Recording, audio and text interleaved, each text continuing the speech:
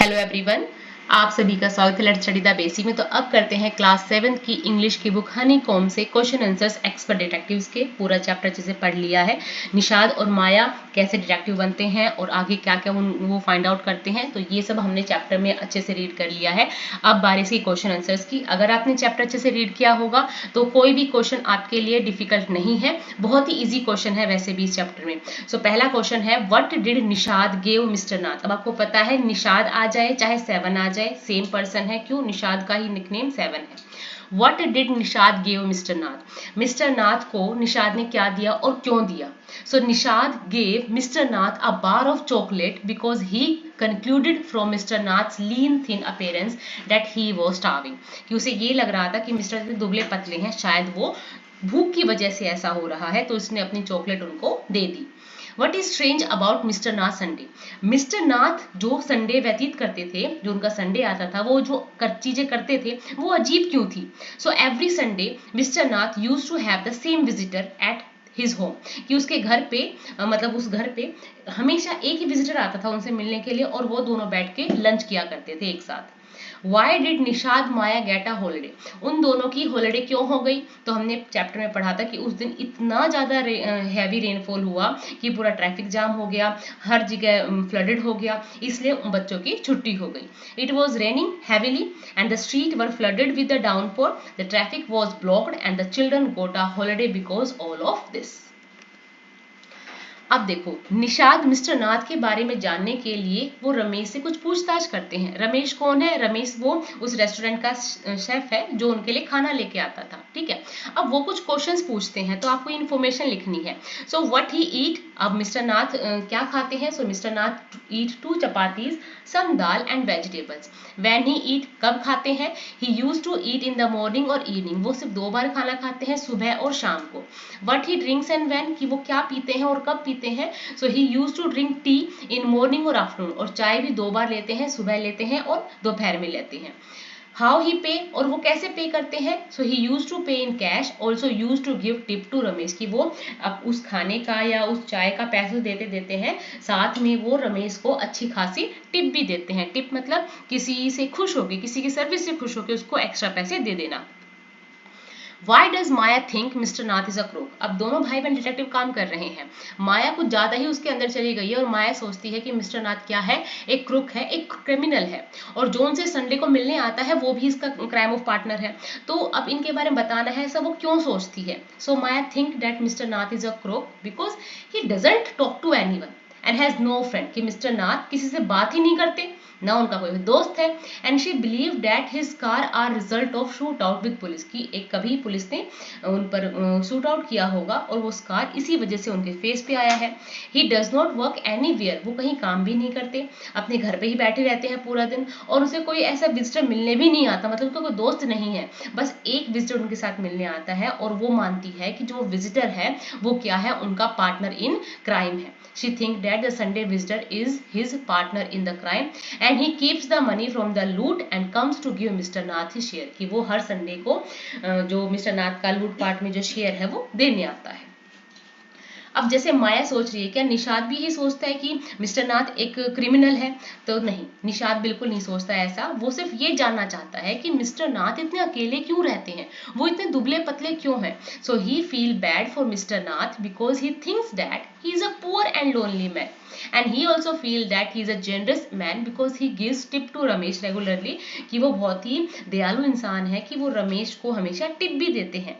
and he is determined to find why he is so thin and lonely। वो सिर्फ ये जानना चाहता है कि वो इतने पतले, इतने अकेले क्यों रहते हैं, ठीक है। अब आप इनको मैच करना है। देखो टिप, हमने कई बार टिप वर्ड सुना है, 3 ही लेटर है बट इनके डिफरेंट डिफरेंट मीनिंग है, अलग अलग। अगर ये किसी के साथ जुड़ जाते हैं, उसे फिंगर टिप्स हो गया, the tip of your knows हो गया, tip the water out of the bucket हो गया, टिप द बोट ओवर। मतलब आप कहीं भी देखोगे टिप वर्ड आ रहा है, पर उसका सेंस अलग होता है, उसका मीनिंग अलग होता है। तो चलिए अब इनको मैच करते हैं। तो देखिए यहाँ मैच कर रखे हैं।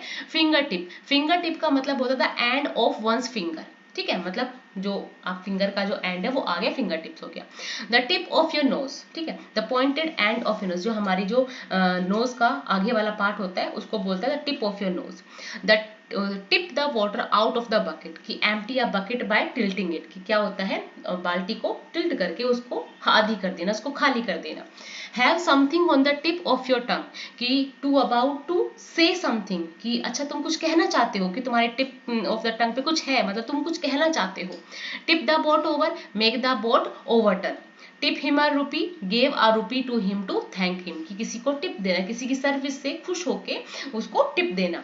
The tip of the bat, end of the bat, the police were tipped of, कि पुलिस को यहाँ से टिप मिली है, ये जानकारी मिली है।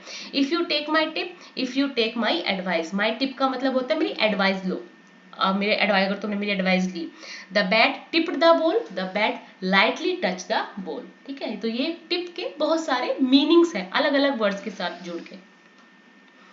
The words helper, companion, partner, accomplish have very similar meaning. इन सभी का एक जैसा मीनिंग है ना. So but each word is typically used in certain phrases. पर इनका यूज अलग अलग जगह होता है. इन सभी का मतलब होता है साथी, है ना. हेल्पर, कंपेनियन, पार्टनर, अकम्प्लिश, इन सब का मीनिंग होता है साथी. बट ये अलग अलग वर्ड के साथ जुड़ के एक नया फ्रेज बनाते हैं. तो देखो, बिजनेस पार्टनर, बिजनेस में क्या होंगे, बिजनेस में पार्टनर्स होंगे, है ना. माई dash on the journey, my companion on the journey, कि मेरा साथी है, इनका मीनिंग साथी, बट अलग अलग वर्ड यूज होके एक अलग अलग फ्रेजेस का रूप ले लेते हैं. I am mother's little helper, a faithful companion such a dog. The thieves accomplish, उसका साथी accomplice. Find a good helper, tennis golf bridge partner, his accomplice in his criminal activity. कि मतलब ये अलग अलग ये सेंटेंस में जोड़ेंगे, अलग अलग वर्ड्स के साथ जोड़ेंगे, एक नया वर्ड बनाएंगे. Now let us look at the uses of the word break. Break मतलब कुछ टूटना, तोड़ना. ठीक है, match the word with its meaning.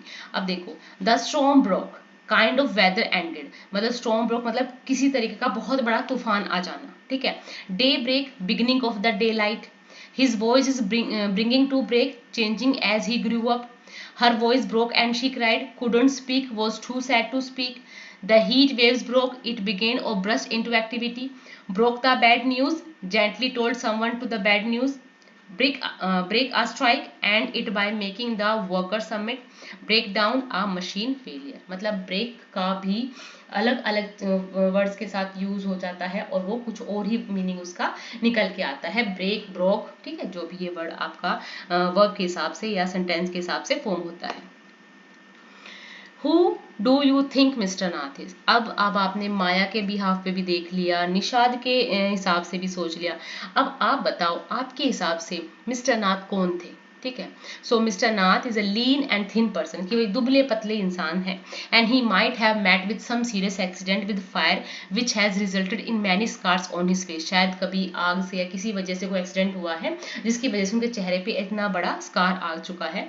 And people are scared about him for those scars which give his face an ugly impression. और लोग थोड़ा सा जो उनके चेहरे पे स्कार आ गए उससे थोड़ा सा डरते हैं. ठीक है. He realise the same and that why he prefer living alone, avoid going out. और यही वजह है कि वो किसी से मिलते नहीं हैं, बाहर नहीं जाते. क्यों? उनके फेस को देख के लोग डर जाते होंगे. he talk less, वो कम बोलते हैं. but is a well mannered person, पर बहुत ही well mannered person है. is polite towards everyone. he is regularly consulting Maya and Nishad mother and who is a doctor. maybe he is not keeping well, that could be the reason behind his gaunt appearance. he has a brother who visit him every Sunday to find out about his health. Mr. Nishad is not much interested about nitty gritty of life, prefer eating same simple food daily. कि वो उनको कुछ चटपटा या कुछ ऐसा नहीं चाहिए, वो एक सिंपल खाना खाना पसंद करते. तो मेरे हिसाब से मिस्टर नाथ एक ऐसे पर्सन है. Okay. What else do you think Nishad Maya will find out about him? How? And why whoever be friend think about these questions and write a paragraph or two to continue the story. अब आपको निषाद और माया ने क्या find out किया होगा कि निषाद ने mister नाथ के बारे में, तो अब आपको वो सब चीज लिखनी है. So Nishad and Maya would have found out the Sunday visits mister Nath brother.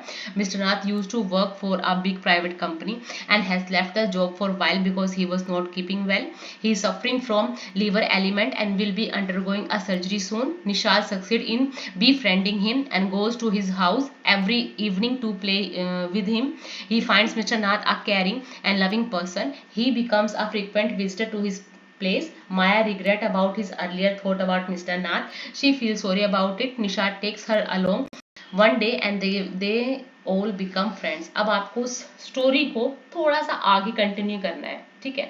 अब आप इसकी हैप्पी एंडिंग भी कर सकते हैं, आप इसके बारे में कुछ और भी थोड़ा सा बढ़ा सकते हैं, तो ये अब आपके ऊपर है कि आप इसकी एंडिंग कैसे करेंगे. ठीक है, आज के लिए इतना रखते हैं. Thank you and keep watching.